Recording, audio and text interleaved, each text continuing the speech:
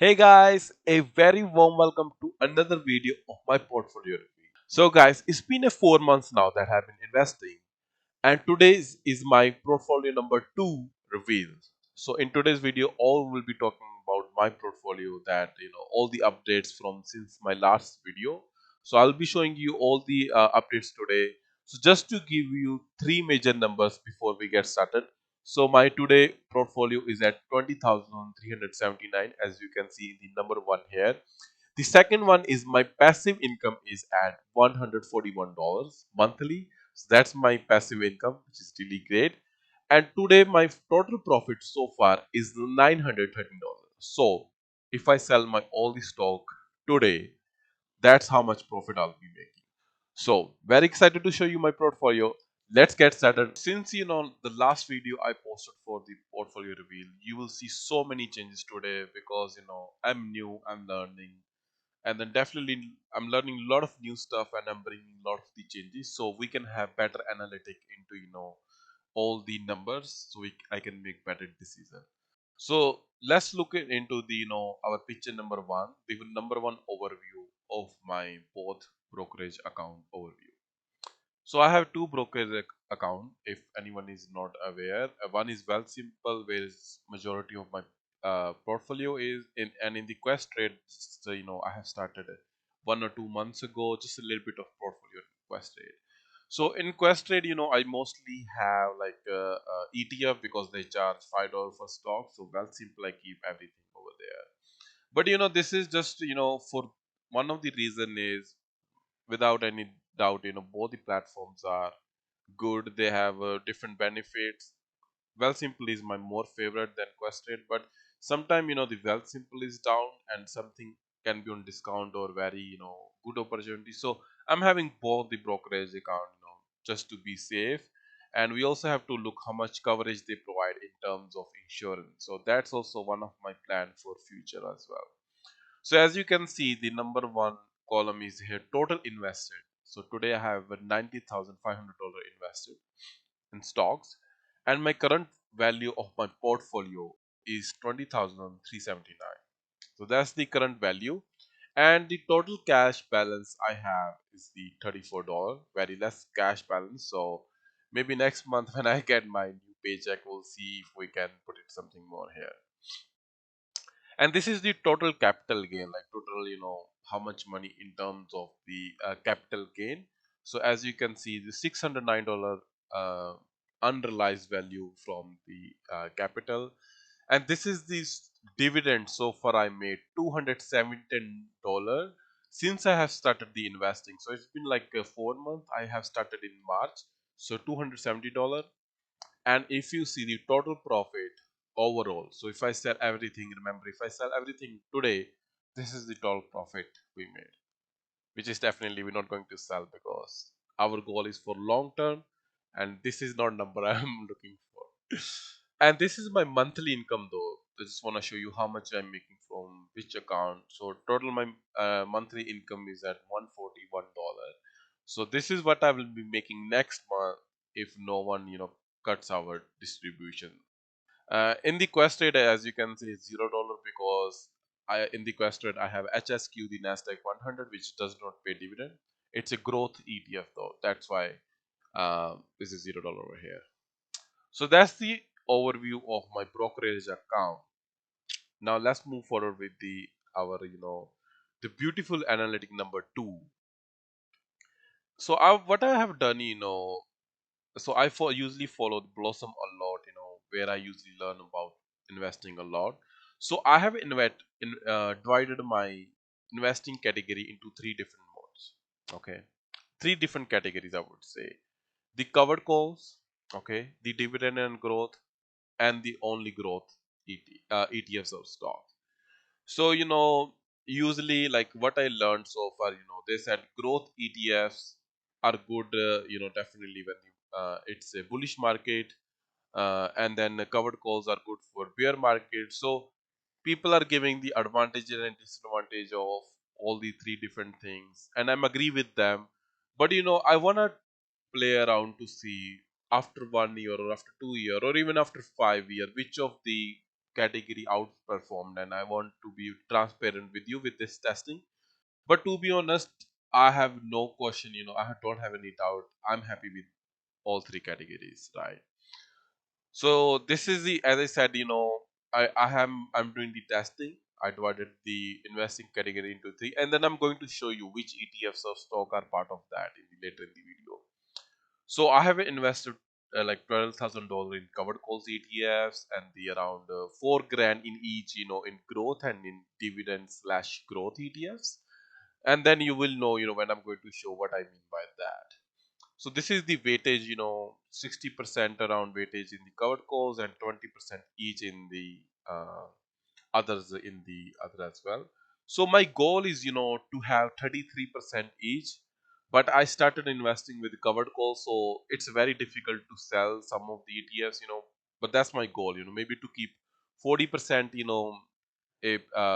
cash flow, the passive income, and then rest, and one of my goal is whether the market is bullish or bear, I want to make money from both. So if the market is going up, I'll make from growth a lot of money. If the market is going down, then I'll make money from covered calls. That's my, idea is behind all this technique. And the dividend slash growth, like it will stay in balance, and that's how I'm diversifying my portfolio into different categories. And here you can see, after the weightage in terms of total capital in the covered calls, I'm gaining $32, and I made so far $177 in dividend. This is where, it become a little bit, interesting, the covered calls. Like it's so attractive when you see this big dividends number, right? And it can be trap as well. So I can be also, agree with that. So total so far money I made from covered calls today is $209, and this is my monthly passive income, $125. Like this is what I will be getting next month. And in terms of dividend slash growth, I have made only $26, because dividend slash growth give you around only 5% of dividend, right? So only $26 in here, but I'm losing $30 in capital. Again, these are supposed to be right now the Canadian market, the BDYX here are down, so this is expected. I'm not worried. I'll see a good numbers in the coming months or a year. So just to show, in 4 months where my portfolio lies. So total profit, I'm losing $4 in here, and this is the expectation. Next month I'll be getting $16 from it. And in the growth, in terms of growth, as I said, I haven't made much money in the dividends, it's zero, but in the growth is $264. So great amount of money here, and this is the, total, as you can see, the 400 total profit divided into each three categories. So I'm agree with all the investors, the covered calls also interesting, growth ETFs, or the dividend ETFs, everything is great. I just want to see, I want to experiment my how, the overall performance look like from today in next 1 year. So I'll be doing investing in all three categories. Alright, so this was the section number one I wanted to cover. Now, the very interesting part, the second part is I wanted to cover all the buy and sell, the changes I made so far, the last portfolio review. Alright, so there you go. So this screenshot on the left hand side is my old portfolio, and the right hand side is my new portfolio from today's date. So you will see a huge change there, and that's also my fault. I'm not making this portfolio reveal video very sooner, so that's why you see huge change in there. But I want to go over today, what are the some of the ETFs I sold or some of the ETFs I buy. So let's first of all let's go into the covered calls. As you can see, I also made a little bit of the naming changes, a lot of changes in the chart. Definitely the today's chart is much more better than the previous one. So for number one was the, the YTSL in terms of covered call. As you can see, the YTSL we have invested a lot of money. The Tesla was 40% up, so we were making 50% of the gain in YTSL. I have sold my all the shares. Maybe we'll buy again when, the Tesla shares drop again, but we made a good amount of profit in YTSL. So all of these are sold. The second one is the BMAX.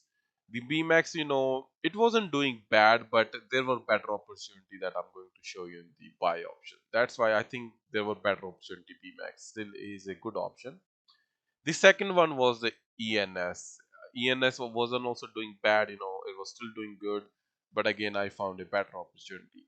So see, when it comes to covered calls, when I say better opportunity, I look into the ETF, how diversified it is, what is the yield, how much yield they are giving, and what was their 5 year, 5 year performance, stuff like that.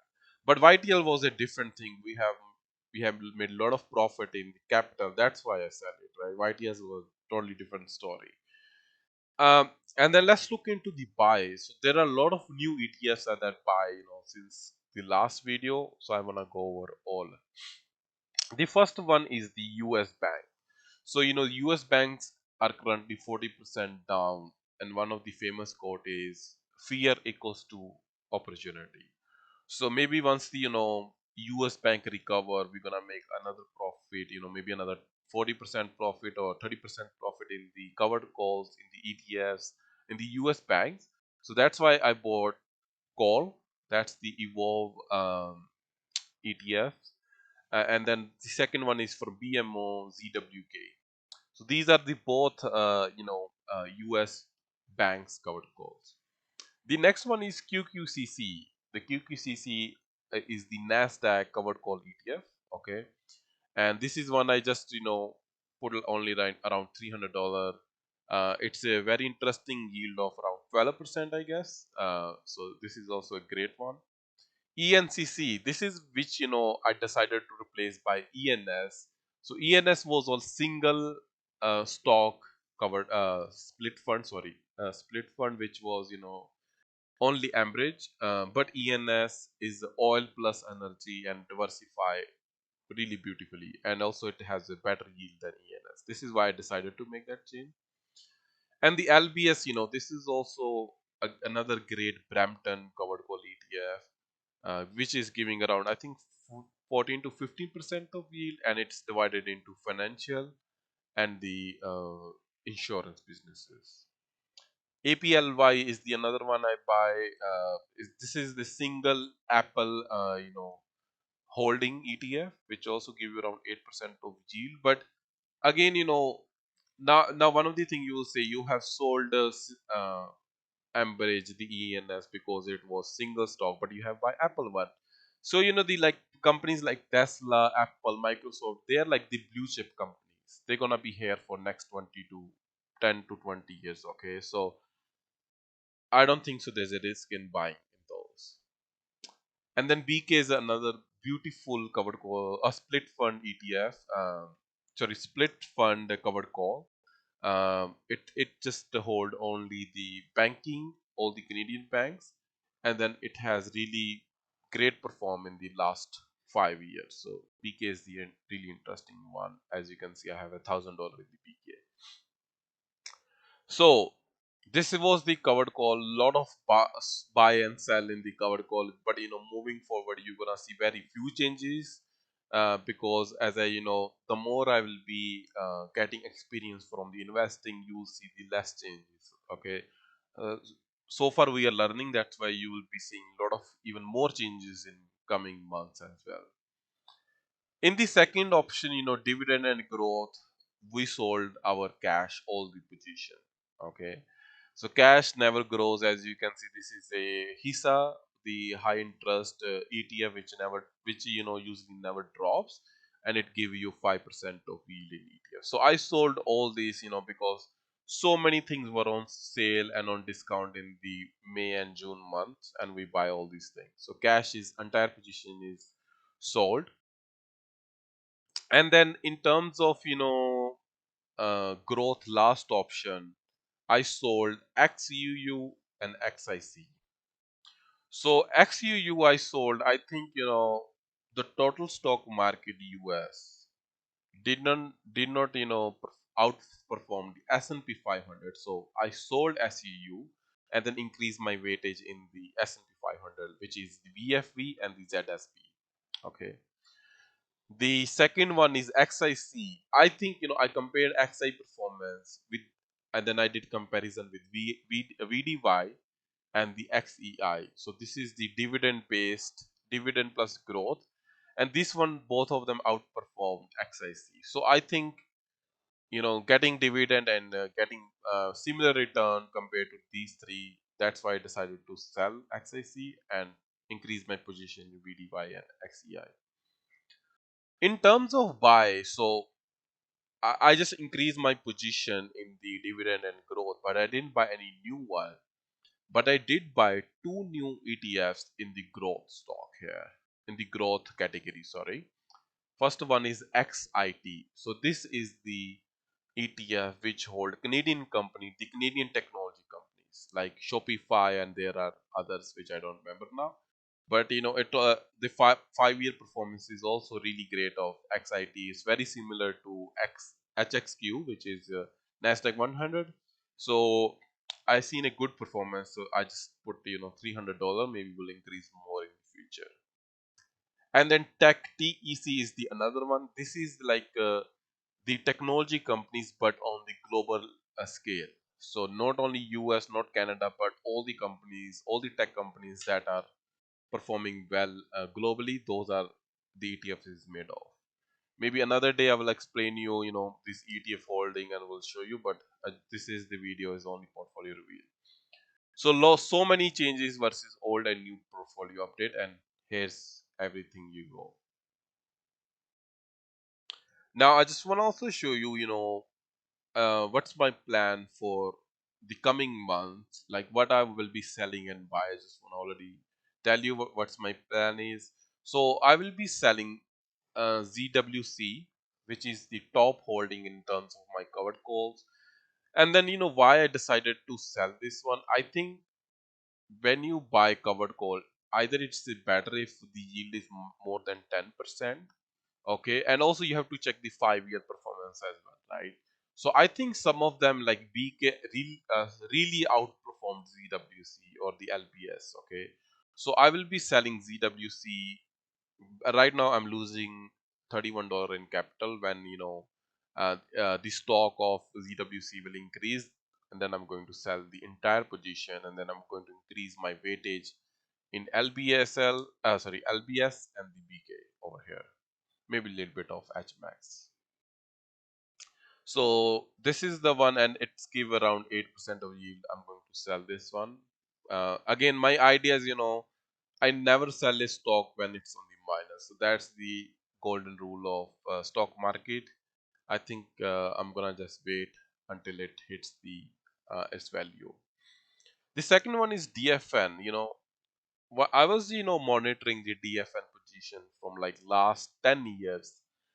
I think BK and LBS is better option than DFN. DFN is not bad, but DFN hasn't recovered much, since it get the COVID hit, but others does recovered, and DFN, is losing very very money in terms of capital. I think there are better options. So DFN also on my radar. And then, as I said, LBS and ZWK, I have very less holding in that, so I'm gonna buy these two.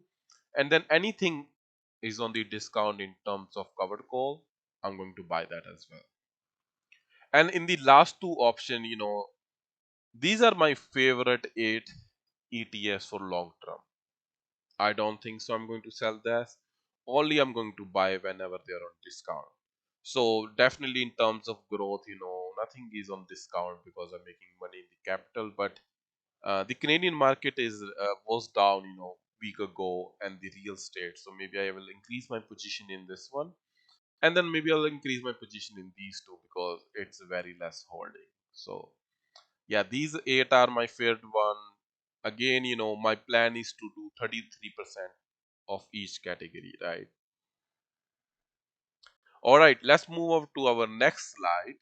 But this one is one of my new analytic that I have created for myself, because we before we were doing the comparison in the category, but I want to put all my ETF into one basket, and I want to see what is their weightage, what is the capital, dividend, total, total return and monthly income. So there you go. This is a beautiful chart.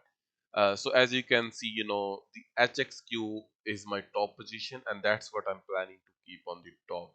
This is the most ETF in terms of growth, which it could go down, it could go up more. So that's in the top position, and then I'm not gonna say all the names, but you can see over here. But we really, what we are interested here, let me show you the option of capitals uh, and the total return. So let me quickly sort this into the capital over here. So in terms of capital, as you can see, we are making a lot of money from Nasdaq 100, and then from this single stock, this is because Apple has really performing really well from last month, since they have this last their seminar of WWC, something like that it's called, and it's really performing well. And this is S&P 500 HYLD S&P 500 but covered calls.